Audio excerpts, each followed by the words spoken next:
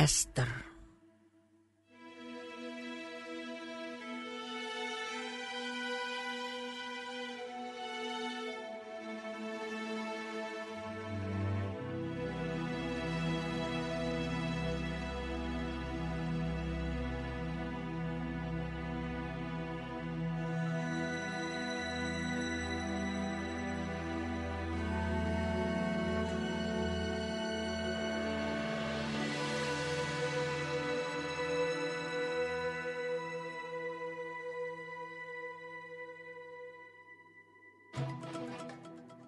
Pada zaman Ahasiweros, dialah Ahasiweros yang merajai 127 daerah, mulai dari India sampai ke Ethiopia.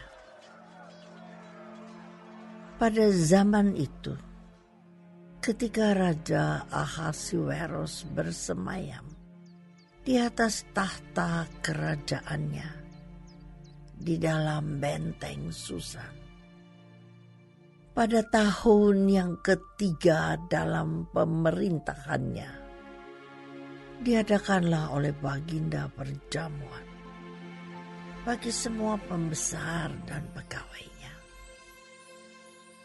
tentara Persia dan Media,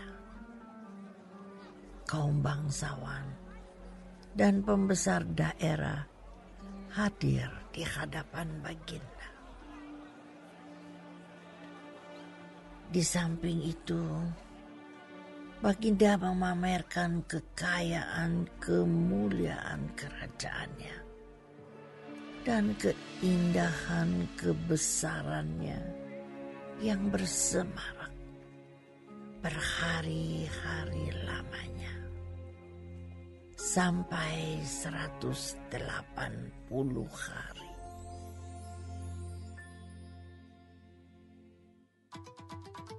Setelah genap hari-hari itu, maka raja mengadakan perjamuan lagi 7 hari lamanya bagi seluruh rakyatnya yang terdapat di dalam benteng Susan, daripada orang besar sampai kepada orang kecil, bertempat di pelataran yang ada di taman istana kerajaan. Di situ tirai-mirai daripada kain lenan, mori halus, dan kain ungu tua yang terikat dengan tali lenan halus dan ungu muda, bergantung pada tombol-tombol perak di tiang-tiang marmer putih, sedang katil emas dan perak ditempatkan di atas lantai pualam marmer putih, gewang, dan pelingkap. Minuman dihidangkan dalam piala emas yang beraneka warna, dan anggurnya ialah anggur minuman raja yang berlimpah-limpah, sebagaimana layak bagi raja. Adapun aturan minum ialah tiada dengan paksa, karena beginilah diisyaratkan raja kepada semua bentara dalam, supaya mereka berbuat menurut keinginan tiap-tiap orang. Juga Wasti, sang ratu, mengadakan perjamuan bagi semua perempuan di dalam istana Raja Ahasiweros.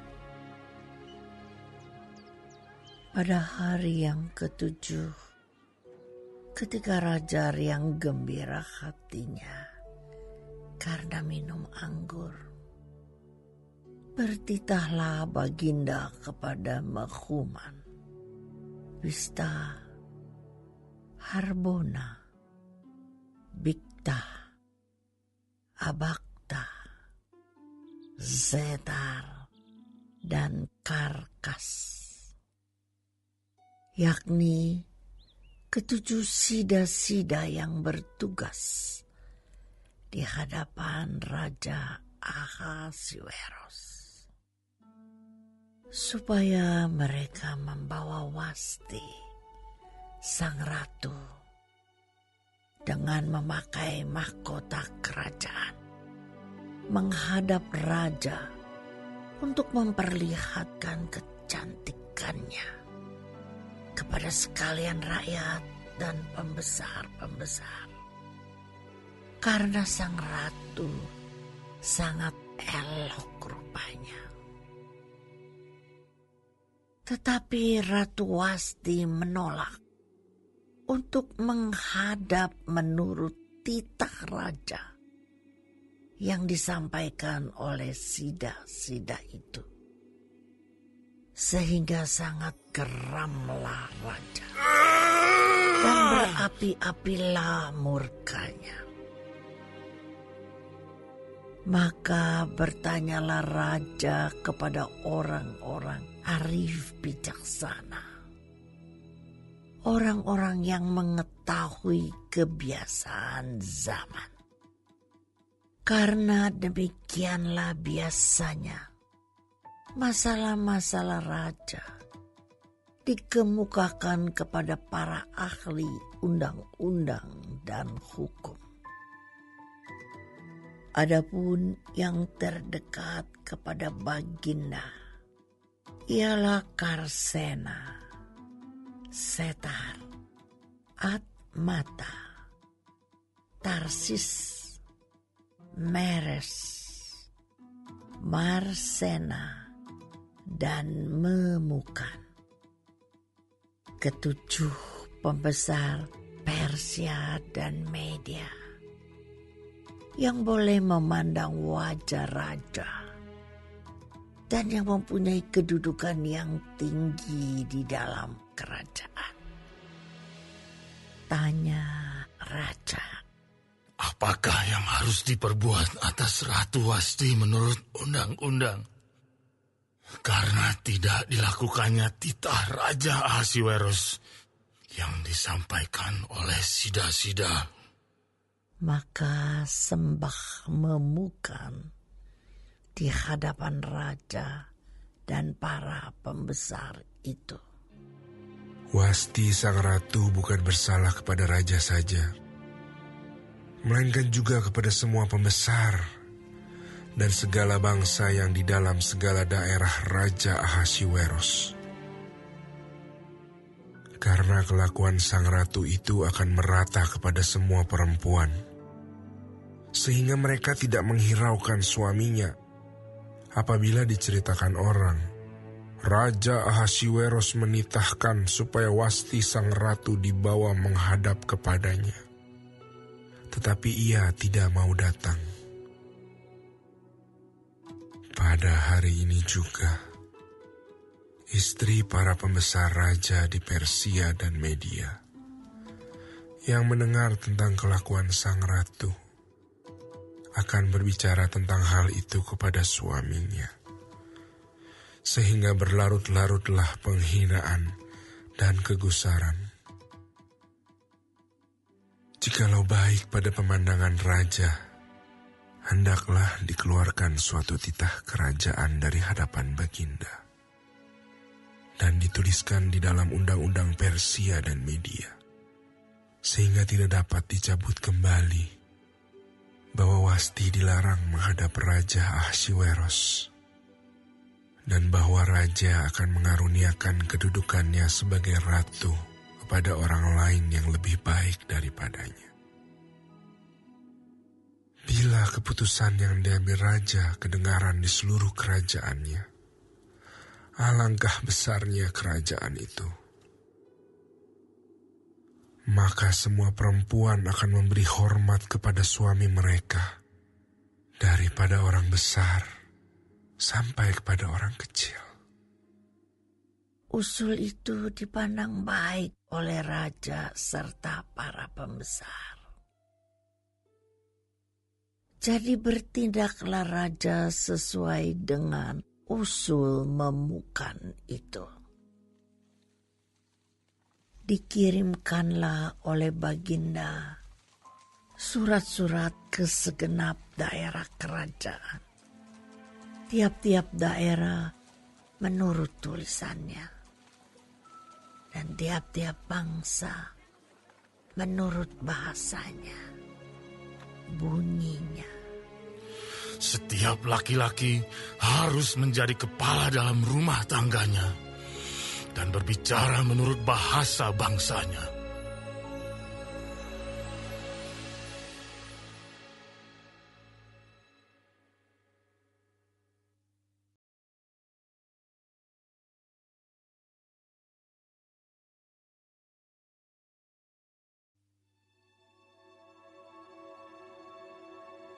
Sesudah peristiwa-peristiwa ini, dan setelah kepanasan murka Raja Ahasuerus surut, terkenanglah Baginda kepada Wasti dan yang dilakukannya, dan kepada apa yang diputuskan atasnya.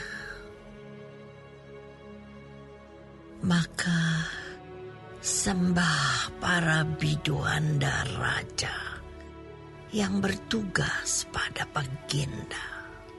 Hendaklah orang mencari bagi raja gadis-gadis, yaitu anak-anak dara yang elok rupanya. Hendaklah raja menempatkan kuasa-kuasa di segenap daerah kerajaannya, supaya mereka mengumpulkan semua gadis, anak-anak dara yang elok rupanya di dalam benteng Susan, di balai perempuan, di bawah pengawasan Hegai, sida-sida raja, penjaga para perempuan. Hendaklah diberikan wangi-wangian kepada mereka. Dan gadis yang terbaik pada pemandangan raja, baiklah dia menjadi ratu ganti Wasti. Hal itu dipandang baik oleh raja, dan dilakukanlah demikian. Pada waktu itu ada di dalam benteng Susan seorang Yahudi yang bernama Mordekai bin Yair, bin Simei, bin Kis, seorang Benyamin yang diangkut dari Yerusalem sebagai salah seorang buangan yang turut dengan Yekhonya, Raja Yehuda, ketika ia diangkut ke dalam pembuangan oleh Raja Nebukadnezar, Raja Babel. Mordekai itu pengasuh Hadasa, yakni Ester, anak saudara ayahnya. Sebab anak itu tidak beribu bapa lagi. Gadis itu elok perawakannya dan cantik parasnya. Ketika ibu bapanya mati, ia diangkat sebagai anak oleh Mordekai. Setelah titah dan undang-undang raja tersiar, dan banyak gadis dikumpulkan di dalam benteng Susan, di bawah pengawasan Hegai, maka Ester pun dibawa masuk ke dalam istana raja, di bawah pengawasan Hegai, penjaga para perempuan. Maka gadis itu sangat baik pada pemandangannya dan menimbulkan kasih sayangnya. Sehingga Hegai segera memberikan wangi-wangian dan pelabur kepadanya. Dan juga 7 orang dayang-dayang yang terpilih dari isi istana raja. Kemudian memindahkan dia dengan dayang-dayangnya ke bagian yang terbaik di dalam balai perempuan. Esther tidak memberitahukan kebangsaan dan asal-usulnya karena dilarang oleh Mordekai. Tiap-tiap hari berjalan-jalanlah Mordekai di depan pelataran balai perempuan itu untuk mengetahui bagaimana keadaan Esther dan apa yang akan berlaku atasnya. Tiap-tiap kali seorang gadis mendapat giliran untuk masuk menghadap Raja Ahasuerus. Dan sebelumnya, ia dirawat menurut peraturan bagi para perempuan selama 12 bulan. Sebab seluruh waktu itu digunakan untuk pemakaian wangi-wangian. 6 bulan untuk memakai minyak mur. Dan 6 bulan lagi untuk memakai minyak kasai. Serta lain-lain wangi-wangian perempuan. Lalu gadis itu masuk menghadap raja. Dan segala apa yang dimintanya harus diberikan kepadanya untuk dibawa masuk dari balai perempuan ke dalam istana raja. Pada waktu petang ia masuk dan pada waktu pagi ia kembali. Tetapi sekali ini ke dalam balai perempuan yang kedua, di bawah pengawasan Saasgas, sida-sida raja, penjaga para gundik. Ia tidak diperkenankan masuk lagi menghadap raja, kecuali jikalau raja berkenan kepadanya. Dan ia dipanggil dengan disebutkan namanya. Ketika Esther, anak Abihail, yakni saudara ayah Mordekai, yang mengangkat Esther sebagai anak, mendapat giliran untuk masuk menghadap raja, maka ia tidak menghendaki sesuatu apapun selain daripada yang dianjurkan oleh Hegai, sida-sida raja, penjaga para perempuan. Maka Esther dapat menimbulkan kasih sayang pada semua orang yang melihat dia.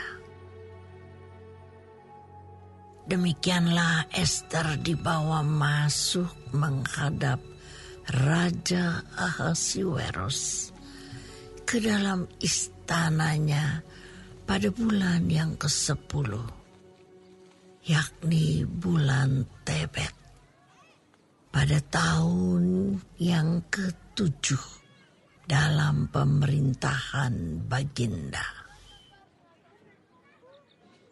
Maka Ester dikasihi oleh Baginda lebih daripada semua perempuan lain. Dan ia beroleh sayang dan kasih Baginda lebih daripada semua anak dara lain. Sehingga Baginda mengenakan mahkota kerajaan ke atas kepalanya dan mengangkat dia menjadi Ratu Ganti Wasti.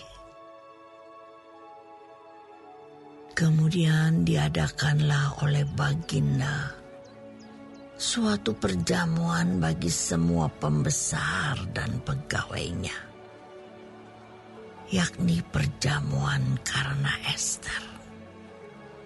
Dan Baginda menitahkan kebebasan pajak bagi daerah-daerah serta mengaruniakan anugerah sebagaimana layak bagi raja. Selama anak-anak dara dikumpulkan untuk kedua kalinya, Mordekai duduk di pintu gerbang istana raja. Adapun Ester tidak memberitahukan asal-usul dan kebangsaannya, seperti diperintahkan kepadanya oleh Mordekai. Sebab Ester tetap berbuat menurut perkataan Mordekai, seperti pada waktu ia masih dalam asuhannya. Pada waktu itu, ketika Mordekai duduk di pintu gerbang istana raja, sakit hatilah Bigtan dan Teres, dua orang sida-sida raja yang termasuk golongan penjaga pintu.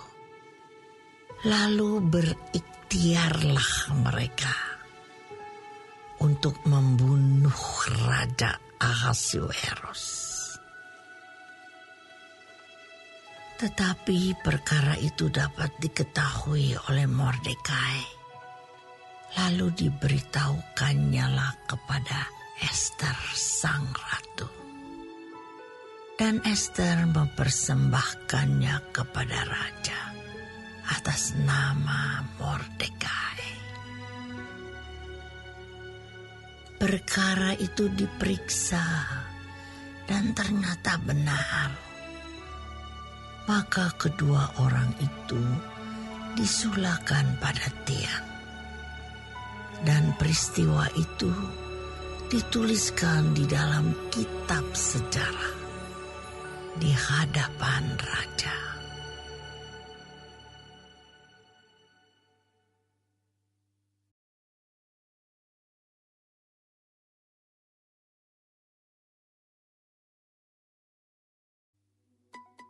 Sesudah peristiwa-peristiwa ini, maka Haman bin Hamedata orang Agag dikaruniailah kebesaran oleh Raja Ahasuerus, dan pangkatnya dinaikkan serta kedudukannya ditetapkan di atas semua pembesar yang ada di hadapan Baginda.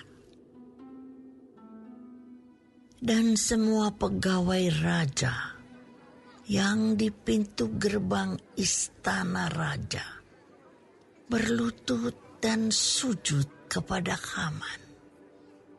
Sebab demikianlah diperintahkan raja tentang dia.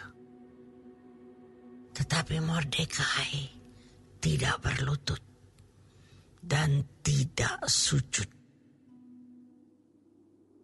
Maka para pegawai raja yang di pintu gerbang istana raja berkata kepada Mordekai, "Mengapa engkau melanggar perintah raja?" Setelah mereka menegur dia berhari-hari, dengan tidak didengarkannya juga, maka hal itu diberitahukan merekalah kepada Haman untuk melihat apakah sikap Mordekai itu dapat tetap, sebab ia telah menceritakan kepada mereka bahwa ia orang Yahudi. Ketika Haman melihat bahwa Mordekai tidak berlutut dan sujud kepadanya, maka sangat panaslah hati Haman.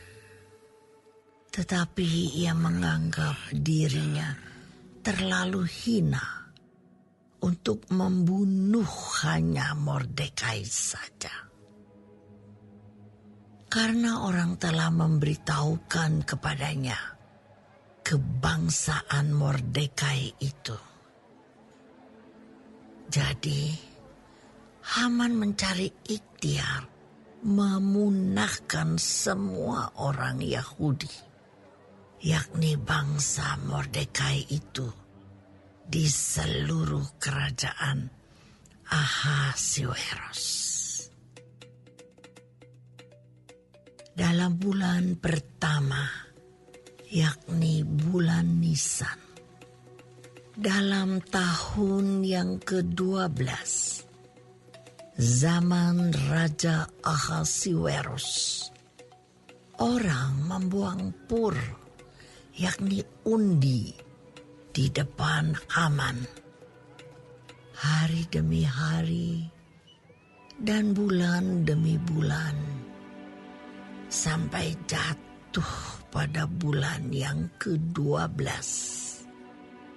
yakni bulan Adar. Maka sembah Haman kepada Raja Ahasuerus. Ada suatu bangsa yang hidup tercerai-berai dan terasing di antara bangsa-bangsa di dalam seluruh kerajaan Tuhanku. Dan hukum mereka berlainan dengan hukum segala bangsa. Dan hukum raja tidak dilakukan mereka, sehingga tidak patut bagi raja membiarkan mereka leluasa. Jikalau baik pada pemandangan raja, hendaklah dikeluarkan surat titah untuk membinasakan mereka. Maka hamba akan menimbang perak 10.000 talenta dan menyerahkannya kepada tangan para pejabat yang bersangkutan, supaya mereka memasukkannya ke dalam perbendaharaan raja. Maka raja mencabut cincin meterainya dari jarinya, lalu diserahkannya kepada Haman bin Hamedata, orang Agag, seteru orang Yahudi itu. Kemudian titah raja kepada Haman, Perak itu terserah kepadamu. Juga bangsa itu untuk kau perlakukan seperti yang kau pandang baik. Maka dalam bulan yang pertama, pada hari yang ke-13, dipanggillah para panitera raja. Lalu sesuai dengan segala yang diperintahkan Haman, ditulislah surat kepada wakil-wakil raja, kepada setiap bupati yang menguasai daerah, dan kepada setiap pembesar bangsa, yakni kepada tiap-tiap daerah menurut tulisannya, dan kepada tiap-tiap bangsa menurut bahasanya. Surat itu ditulis atas nama Raja Ahasuerus dan dimeterai dengan cincin meterai raja. Surat-surat itu dikirimkan dengan perantaraan pesuruh-pesuruh cepat ke segala daerah kerajaan, supaya dipunahkan, dibunuh, dan dibinasakan semua orang Yahudi, daripada yang muda sampai kepada yang tua, bahkan anak-anak dan perempuan-perempuan pada satu hari juga. Pada tanggal 13 bulan yang ke-12, yakni bulan Adar, dan supaya dirampas harta milik mereka. Salinan surat itu harus diundangkan di dalam tiap-tiap daerah, lalu diumumkan kepada segala bangsa, supaya mereka bersiap-siap untuk hari itu. Maka dengan tergesa-gesa berangkatlah pesuruh-pesuruh cepat itu atas titah raja, dan undang-undang itu dikeluarkan di dalam benteng Susan. Sementara itu, raja serta Haman duduk minum-minum, tetapi kota Susan menjadi gempar.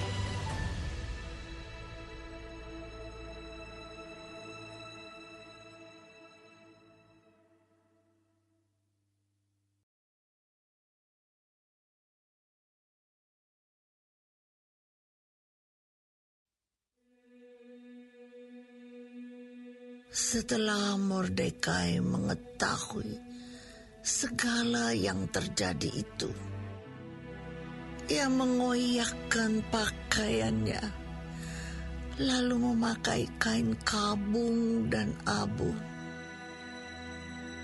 Kemudian keluar berjalan di tengah-tengah kota, sambil melolong-lolong dengan nyaring dan pedih.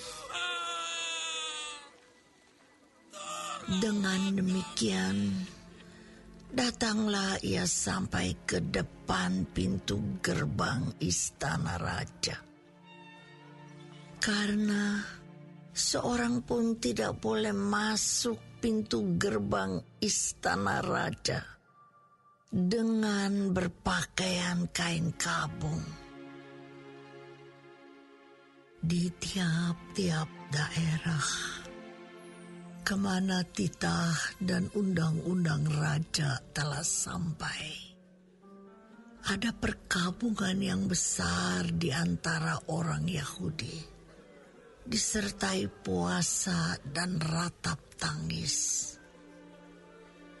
Oleh banyak orang dibentangkan kain kabung dengan abu sebagai lapik tidurnya. Ketika dayang-dayang dan sida-sida Ester memberitahukan hal itu kepadanya, maka sangatlah risau hati sang ratu. Lalu dikirimkannya pakaian supaya dipakaikan kepada Mordekai, dan supaya ditanggalkan kain kabungnya daripadanya. Tetapi tidak diterimanya. Maka Ester memanggil Hatta, salah seorang sida-sida raja yang ditetapkan baginda melayani dia, lalu memberi perintah kepadanya menanyakan Mordekai untuk mengetahui apa artinya dan apa sebabnya hal itu.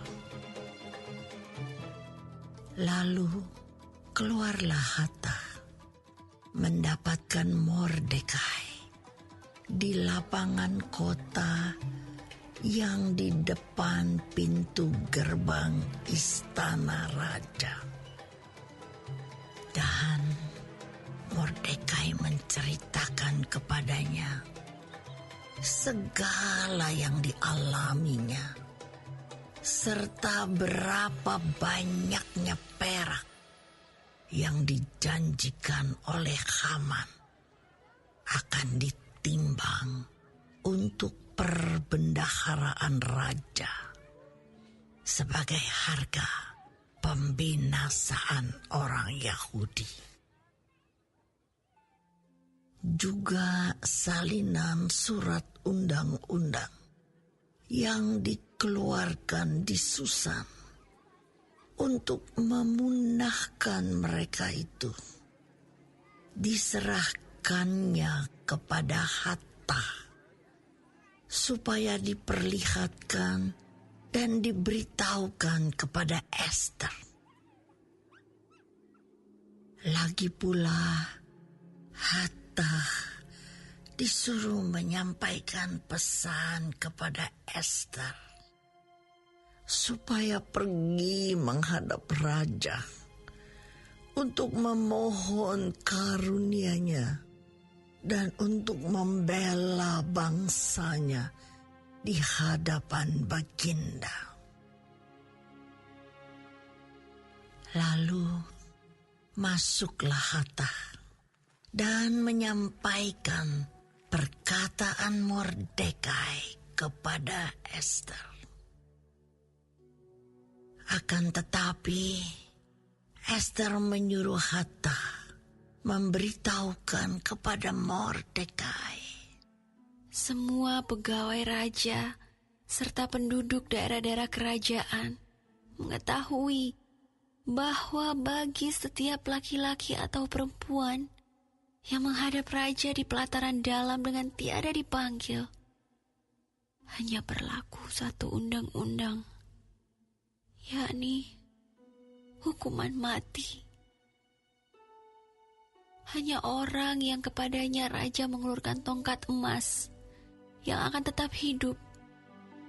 Dan aku selama 30 hari ini tidak dipanggil menghadap raja.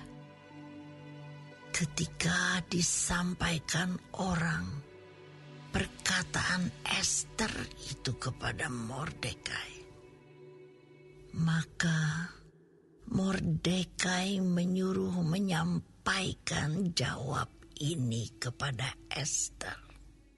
Jangan kira karena engkau di dalam istana raja, hanya engkau yang akan terluput dari antara semua orang Yahudi. Sebab sekalipun engkau pada saat ini berdiam diri saja, bagi orang Yahudi akan timbul juga pertolongan dan kelepasan dari pihak lain. Dan engkau dengan kaum keluargamu akan binasa. Siapa tahu, mungkin justru untuk saat yang seperti ini, engkau beroleh kedudukan sebagai ratu. Maka Ester menyuruh menyampaikan jawab ini kepada Mordekai. Pergilah, kumpulkanlah semua orang Yahudi yang terdapat di Susan dan berpuasalah untuk aku. Janganlah makan dan janganlah minum 3 hari lamanya, baik waktu malam baik waktu siang. Aku serta dayang-dayangku pun akan berpuasa demikian. Dan kemudian aku akan masuk menghadap raja. Sungguh pun berlawanan dengan undang-undang. Kalau terpaksa aku mati, biarlah aku mati. Maka pergilah Mordekai, dan diperbuatnyalah tepat seperti yang dipesankan Ester kepadanya.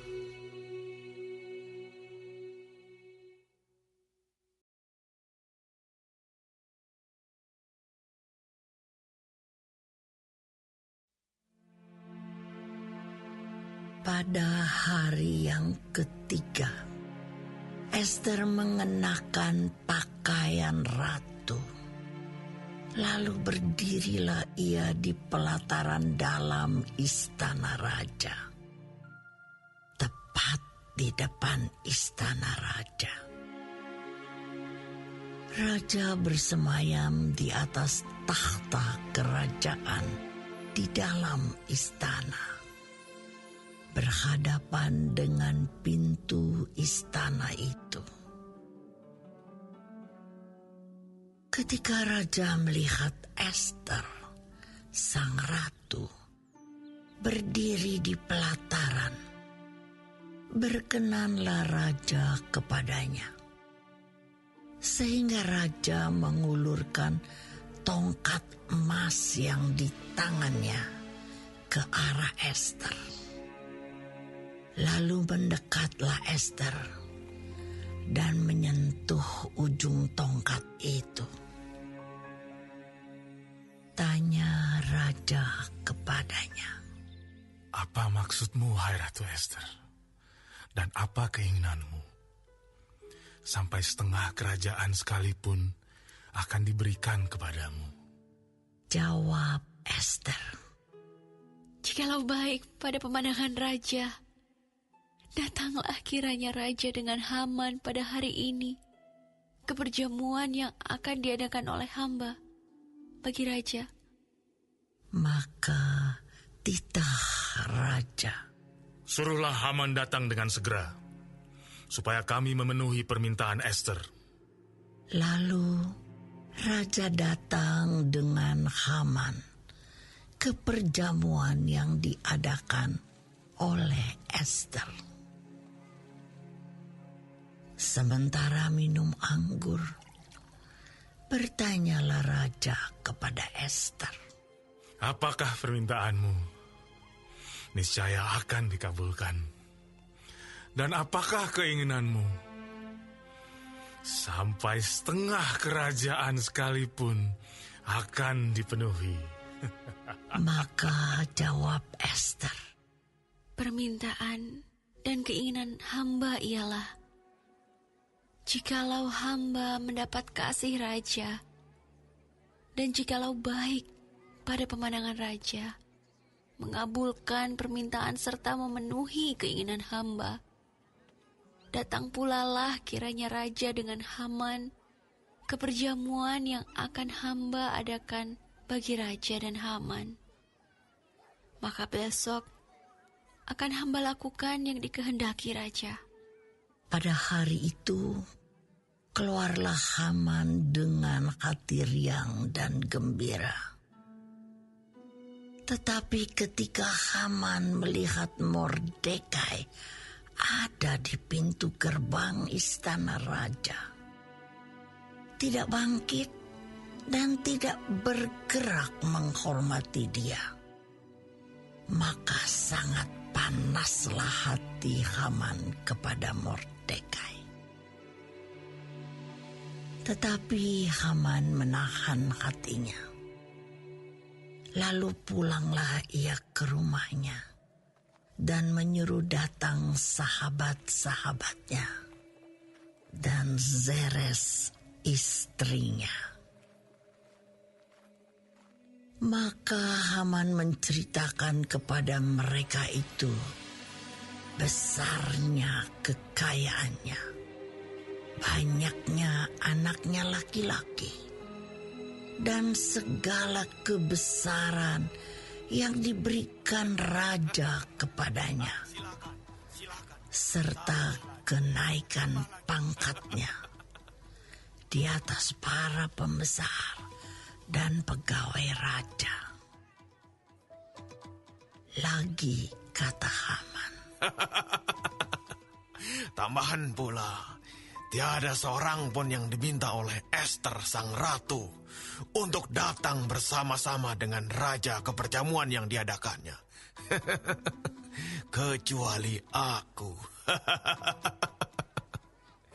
Dan untuk besok pun aku diundangnya bersama-sama dengan sang raja. Akan tetapi, semuanya itu tidak berguna bagiku selama aku masih melihat si Mordekai, si Yahudi itu, duduk di pintu gerbang istana raja.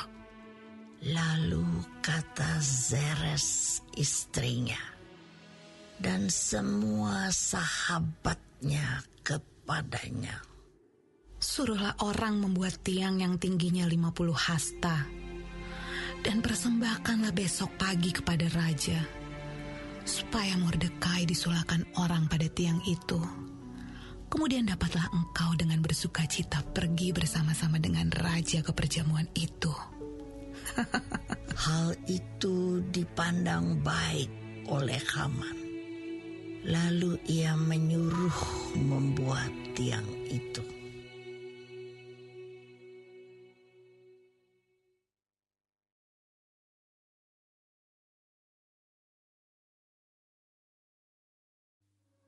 Pada malam itu juga, raja tidak dapat tidur. Maka bertitahlah Baginda membawa kitab pencatatan sejarah, lalu dibacakan di hadapan raja. Dan di situ didapati suatu catatan tentang Mordekai yang pernah memberitahukan bahwa Bigtan dan Teres, dua orang sida-sida raja yang termasuk golongan penjaga pintu, telah berikhtiar membunuh Raja Ahasuerus. Maka bertanyalah raja, kehormatan dan kebesaran apakah yang dianugerahkan kepada Mordekai oleh sebab perkara itu? Jawab para biduanda raja yang bertugas pada Baginda. Kepadanya tidak dianugerahkan suatu apapun. Maka bertanyalah raja, siapakah itu yang ada di pelataran? Pada waktu itu, Haman baru datang di pelataran luar istana raja untuk memberitahukan kepada Baginda bahwa ia hendak menyulahkan Mordekai pada tiang yang sudah didirikannya untuk dia. Lalu jawab para biduanda raja kepada Baginda, itulah Haman, ia berdiri di pelataran. Maka titah raja, suruhlah dia masuk. Setelah Haman masuk, bertanyalah raja kepadanya, apakah yang harus dilakukan kepada orang yang raja berkenan menghormatinya? Kata Haman dalam hatinya, kepada siapa lagi raja berkenan menganugerahkan kehormatan lebih dari kepadaku? Oleh karena itu jawab Haman kepada raja, mengenai orang yang raja berkenan menghormatinya, hendaklah diambil pakaian kerajaan yang biasa dipakai oleh raja sendiri. Dan lagi, kuda yang biasa dikendarai oleh raja sendiri, dan yang diberi mahkota kerajaan di kepalanya. Dan hendaklah diserahkan pakaian dan kuda itu ke tangan seorang dari antara para pembesar raja. Orang-orang bangsawan. Lalu hendaklah pakaian itu dikenakan kepada orang yang raja berkenan menghormatinya. Kemudian, hendaklah ia diarak dengan mengendarai kuda itu melalui lapangan kota, sedang orang berseru-seru di depannya. Beginilah dilakukan kepada orang yang raja berkenan menghormatinya. Maka titah raja kepada Haman, Segera ambillah pakaian dan kuda itu seperti yang kau katakan itu. Dan lakukanlah demikian kepada Mordekai, orang Yahudi yang duduk di pintu gerbang istana. Sepatah kata pun janganlah kau lalaikan daripada segala yang kau katakan itu. Lalu Haman mengambil pakaian dan kuda itu, dan dikenakannya pakaian itu kepada Mordekai.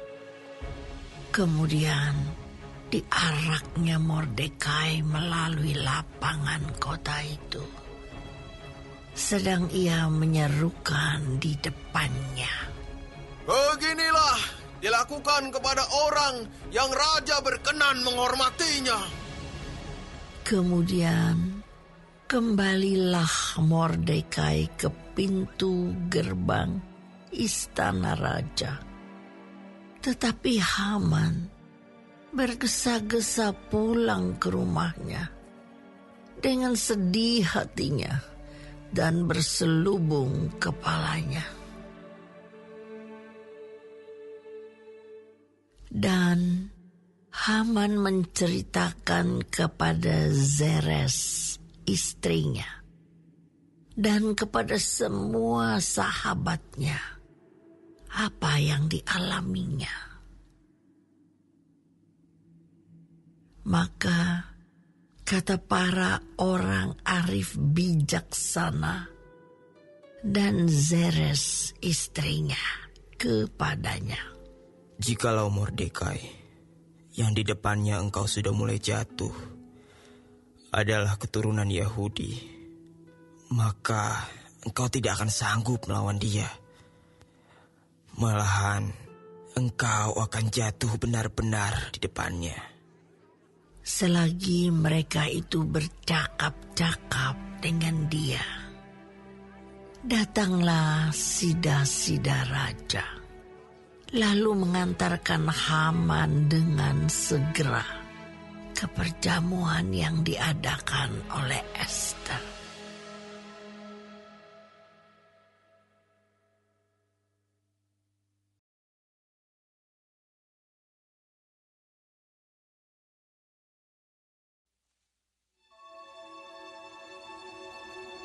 Datanglah raja dengan Haman untuk dijamu oleh Ester sang ratu. Pada hari yang kedua itu, sementara minum anggur, bertanyalah pula raja kepada Ester. Apakah permintaanmu, hai Ratu Ester? Niscaya akan dikabulkan.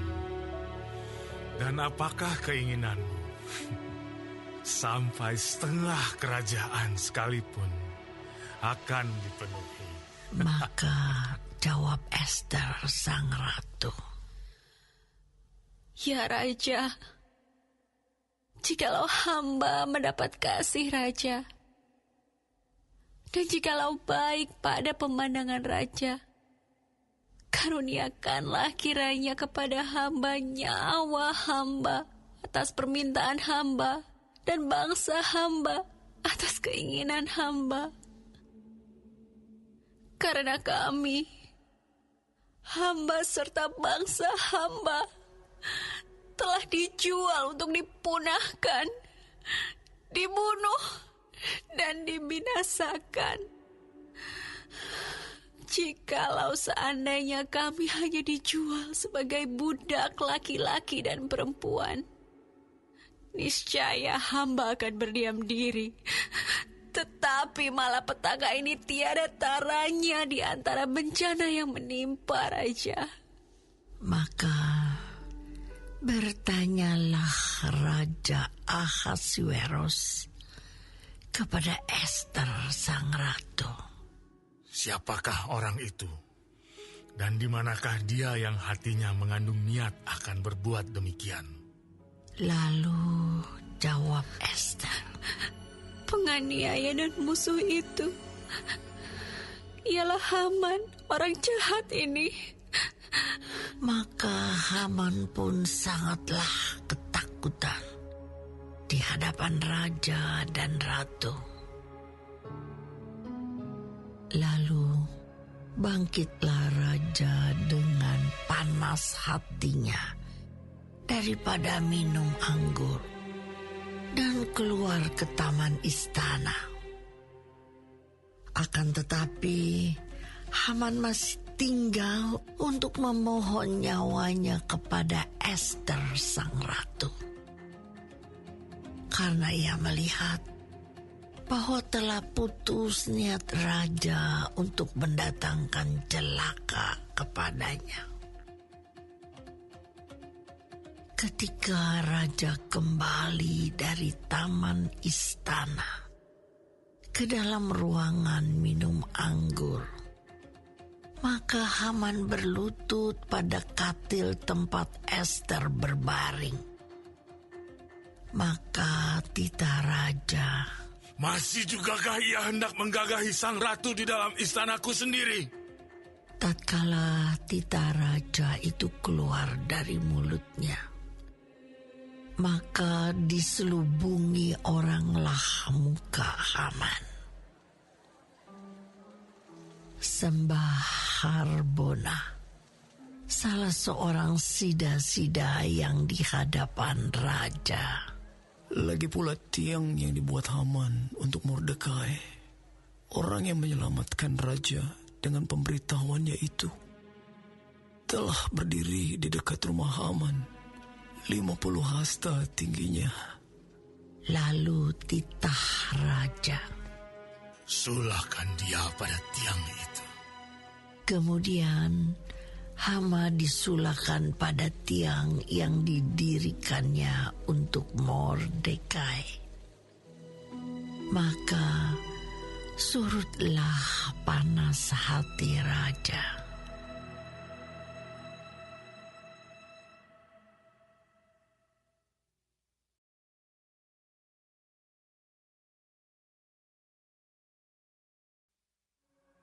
Pada hari itu juga Raja Ahasuerus mengaruniakan harta milik Haman, seteru orang Yahudi, kepada Ester sang ratu. Dan Mordekai masuk menghadap raja, karena Ester telah memberitahukan apa pertalian Mordekai dengan dia. Maka raja mencabut cincin meterai yang diambil daripada Haman, lalu diserahkannya kepada Mordekai. Dan Mordekai diangkat oleh Ester menjadi kuasa atas harta milik Haman. Kemudian Ester berkata lagi kepada raja sambil sujud pada kakinya dan menangis memohon karunia-Nya supaya dibatalkannya maksud jahat Haman, orang Agag itu, serta rancangan yang sudah dibuatnya terhadap orang Yahudi. Maka raja mengulurkan tongkat emas kepada Ester. Lalu bangkitlah Ester dan berdiri di hadapan raja serta sembahnya.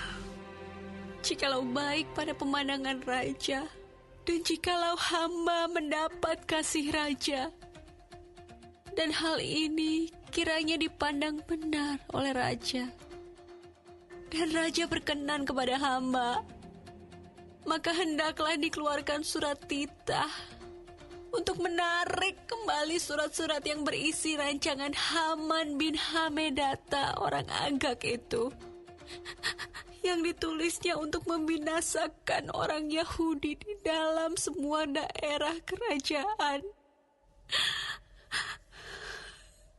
Karena bagaimana hamba dapat melihat malapetaka yang menimpa bangsa hamba? Dan bagaimana hamba dapat melihat kebinasaan sanak saudara hamba? Maka jawab Raja Ahasuerus kepada Ester sang ratu, serta kepada Mordekai orang Yahudi itu. Harta milik Haman telah kukaruniakan kepada Ester, dan Haman sendiri telah disulahkan pada tiang, karena ia sudah mengacungkan tangannya kepada orang Yahudi. Tuliskanlah atas nama raja apa yang kamu pandang baik tentang orang Yahudi, dan meteraikanlah surat itu dengan cincin meterai raja. Karena surat yang dituliskan atas nama raja dan dimeteraikan dengan cincin meterai raja tidak dapat ditarik kembali. Pada waktu itu juga dipanggillah para panitera raja dalam bulan yang ketiga, yakni bulan Siwan, pada tanggal 23, dan sesuai dengan segala yang diperintahkan Mordekai, ditulislah surat kepada orang Yahudi dan kepada para wakil pemerintah, para bupati, dan para pembesar daerah dari India sampai ke Ethiopia. 127 daerah.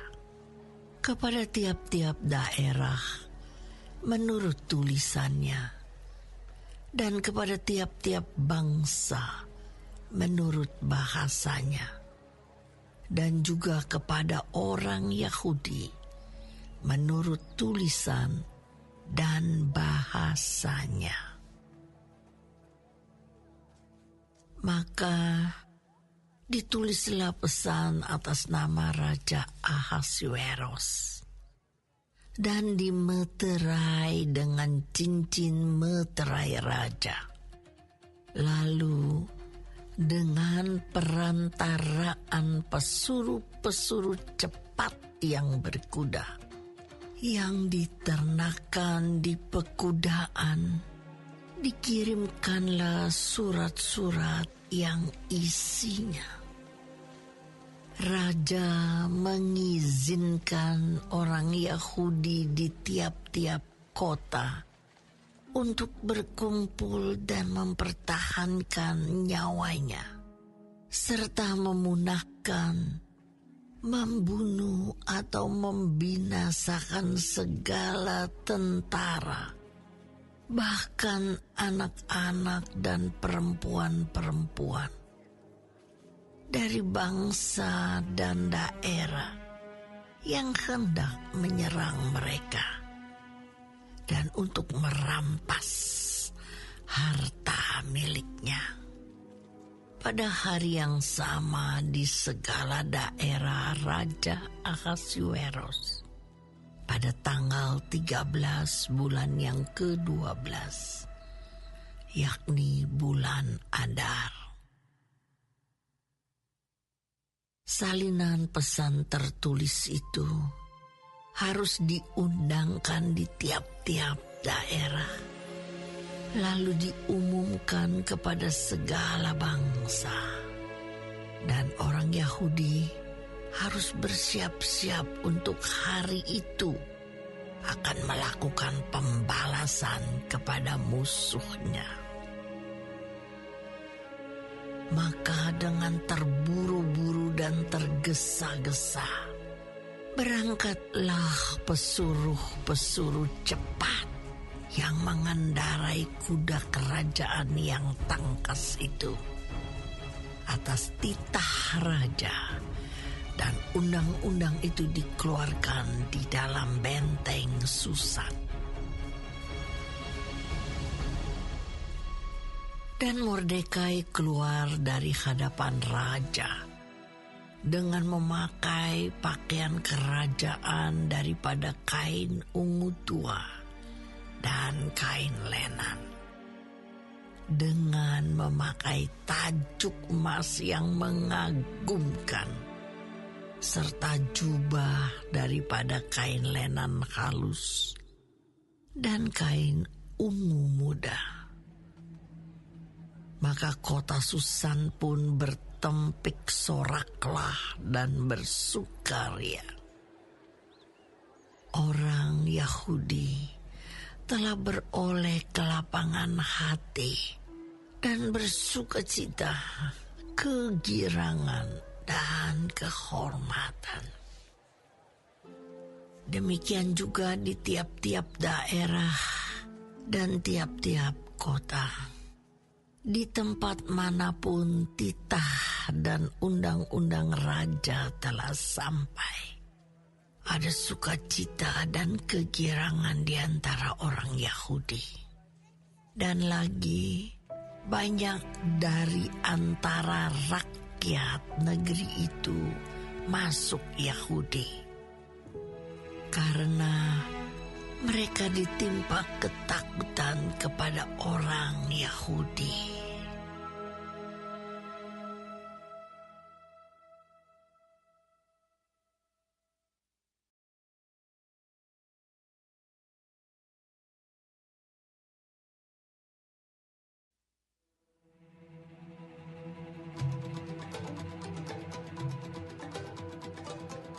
Dalam bulan yang ke-12, yakni bulan Adar, pada hari yang ke-13, ketika titah serta undang-undang raja akan dilaksanakan, pada hari musuh-musuh orang Yahudi berharap mengalahkan orang Yahudi, terjadilah yang sebaliknya.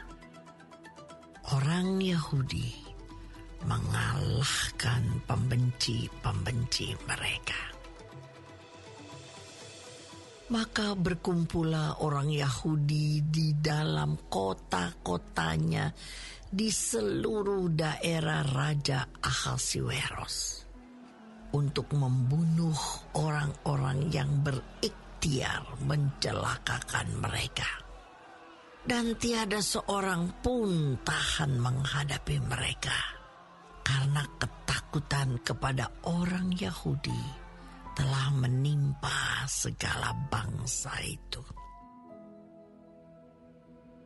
Dan semua pembesar daerah dan wakil pemerintahan dan bupati serta pejabat kerajaan menyokong orang Yahudi karena ketakutan kepada Mordekai telah menimpa mereka. Sebab Mordekai besar kekuasaannya di dalam istana raja, dan tersiarlah berita tentang dia ke segenap daerah, karena Mordekai itu bertambah-tambah besar kekuasaannya. Maka orang Yahudi mengalahkan semua musuhnya.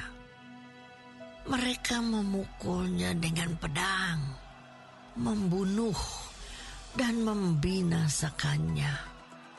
Mereka berbuat sekehendak hatinya terhadap pembenci-pembenci mereka. Di dalam benteng Susan saja, orang Yahudi membunuh dan membinasakan 500 orang. Juga Parsandata, Dalfon, Aspata, Porata, Adalia, Aridata, Parmasta, Arisai, Aridai, dan Waizata. Ke-10 anak laki-laki Haman bin Hamedata, seteru orang Yahudi, dibunuh oleh mereka.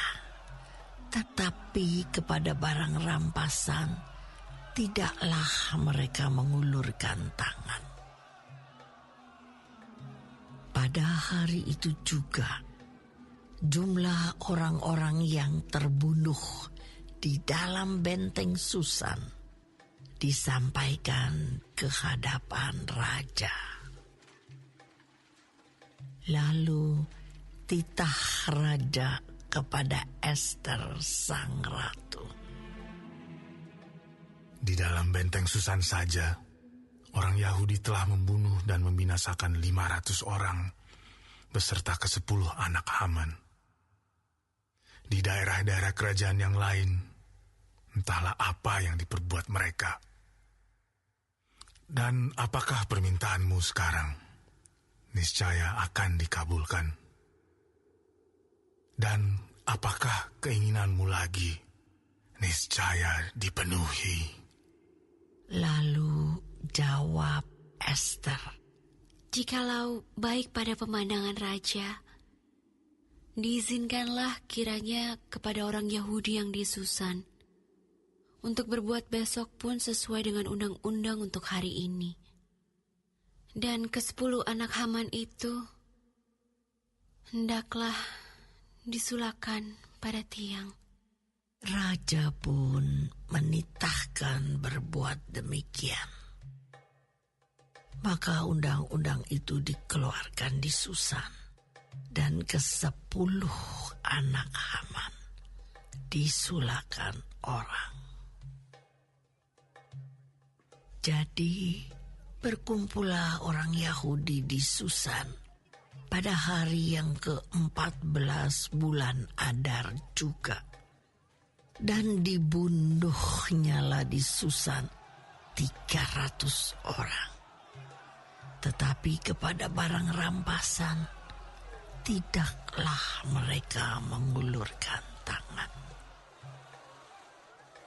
Orang Yahudi yang lain yang ada di dalam daerah kerajaan berkumpul dan mempertahankan nyawanya serta mendapat keamanan terhadap musuhnya. Mereka membunuh 75.000 orang di antara pembenci-pembenci mereka. Tetapi kepada barang rampasan tidaklah mereka mengulurkan tangan. Hal itu terjadi pada hari yang ke-13 dalam bulan Adar. Pada hari yang ke-14 berhentilah mereka, dan hari itu dijadikan mereka hari perjamuan dan sukacita. Akan tetapi orang Yahudi yang di Susan berkumpul, baik pada hari yang ke-13, baik pada hari yang ke-14 dalam bulan itu. Lalu berhentilah mereka pada hari yang ke-15. Dan hari itu dijadikan mereka hari perjamuan dan sukacita. Oleh sebab itu, orang Yahudi yang di pedusunan, yakni yang diam di perkampungan, merayakan hari yang ke-14 bulan Adar itu sebagai hari sukacita dan hari perjamuan, dan sebagai hari gembira untuk antar mengantar makanan. Maka Mordekai menuliskan peristiwa itu, lalu mengirimkan surat-surat kepada semua orang Yahudi di seluruh daerah Raja Ahasuerus, baik yang dekat, baik yang jauh, untuk mewajibkan mereka supaya tiap-tiap tahun merayakan hari yang ke-14 dan yang ke-15 bulan Adar. Karena pada hari-hari itulah orang Yahudi mendapat keamanan terhadap musuhnya. Dan dalam bulan itulah duka cita mereka berubah menjadi sukacita. Dan hari perkabungan menjadi hari gembira.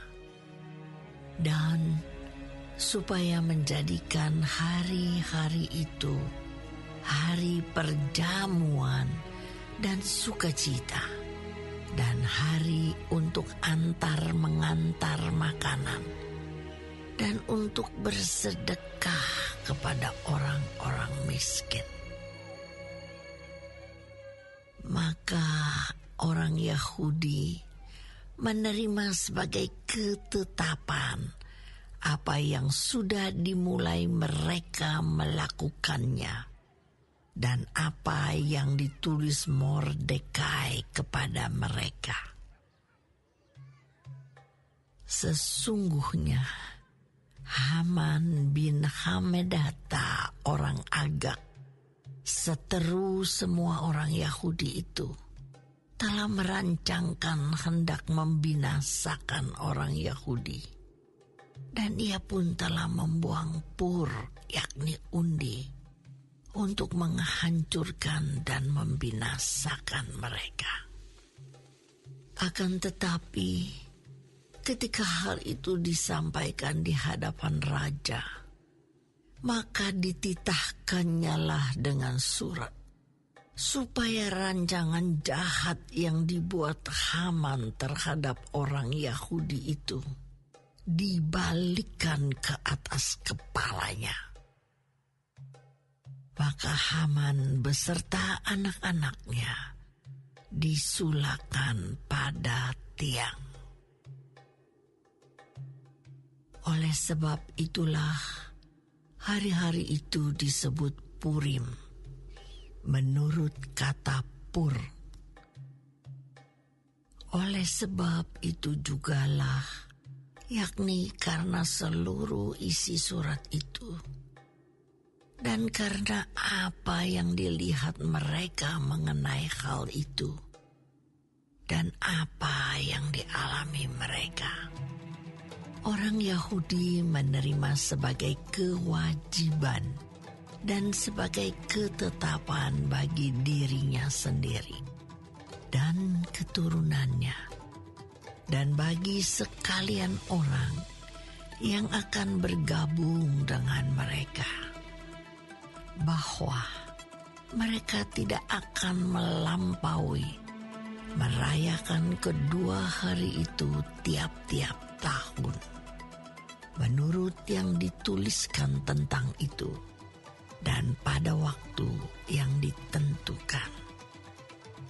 Dan bahwa hari-hari itu akan diperingati dan dirayakan di dalam tiap-tiap angkatan, di dalam tiap-tiap kaum, di tiap-tiap daerah, di tiap-tiap kota, sehingga hari-hari Purim itu tidak akan lenyap dari tengah-tengah orang Yahudi, dan peringatannya tidak akan berakhir dari antara keturunan mereka. Lalu Ester sang ratu, anak Abihail, menulis surat bersama-sama dengan Mordekai orang Yahudi itu. Surat yang kedua tentang hari raya Purim ini dituliskannya dengan segala ketegasan untuk menguatkannya. Lalu dikirimkanlah surat-surat kepada semua orang Yahudi di dalam ke-127 daerah kerajaan Ahasuerus dengan kata-kata salam dan setia,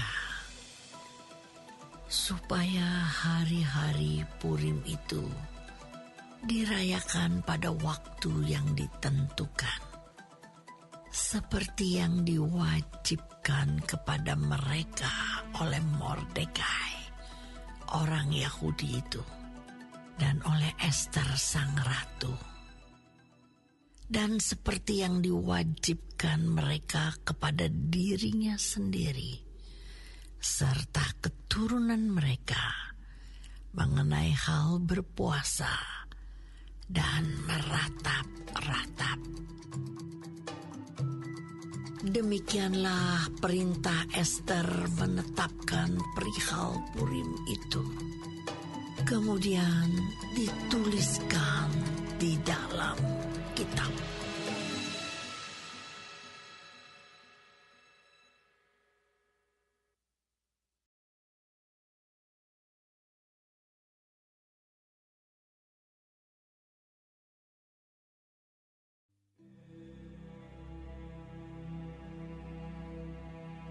Maka Raja Ahasuerus mengenakan upeti atas negeri dan daerah-daerah pesisir juga.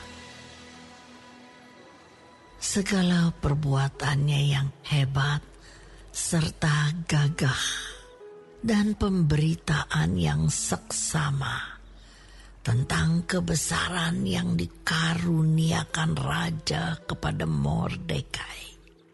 Bukankah semuanya itu tertulis di dalam kitab sejarah raja-raja Media dan Persia?